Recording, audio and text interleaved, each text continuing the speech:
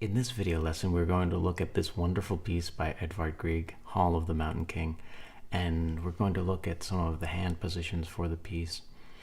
And this is going to explore a wide range of the notes on the piano. So, as you're learning it, be aware of the various patterns. So we're going to start, and if you looked at the notes that precede this particular piece of music, you'll be aware that we have this ottava basso 8.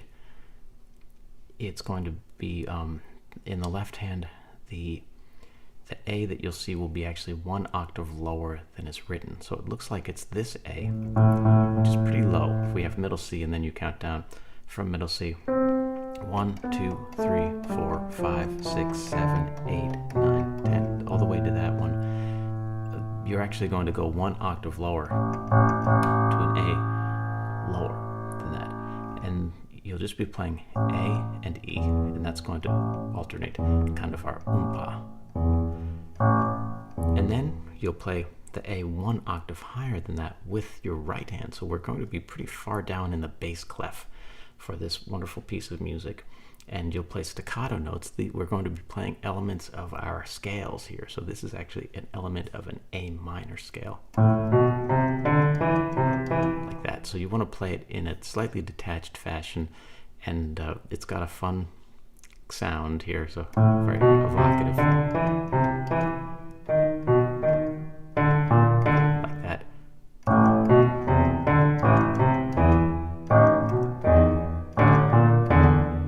Okay, so you'll have that. That's the basic sound of it.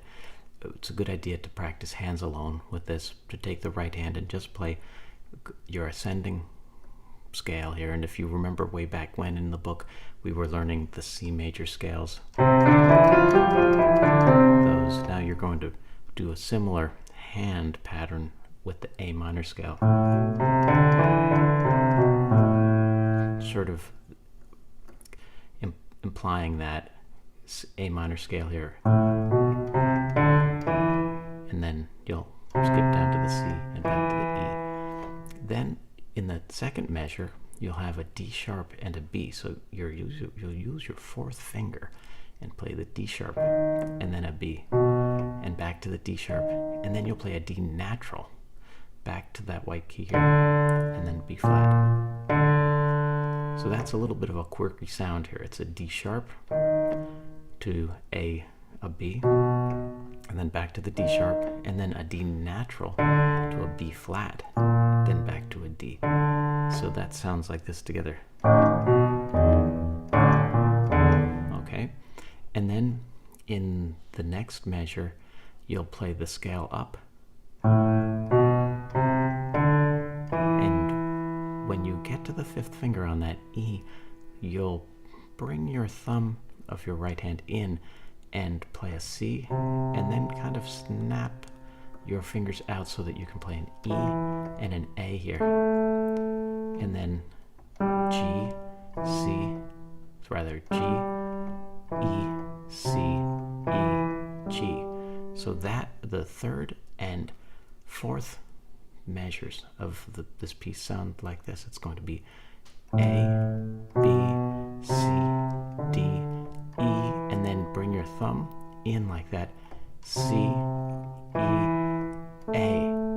Then fourth finger on the G, and then second finger on the E, and then thumb on the C, and then back to second finger on the E, and then fourth finger on the G. So have fun with that part, and then listen to the audio file and the MP3 if you have some questions about how the particular piece sounds, and you can find that on the steeplechasemusic.com website under Piano Book for Adult Beginners. Just click on the link to the MP3 audio files for the book, and you can listen to this particular piece as many times as you'd like.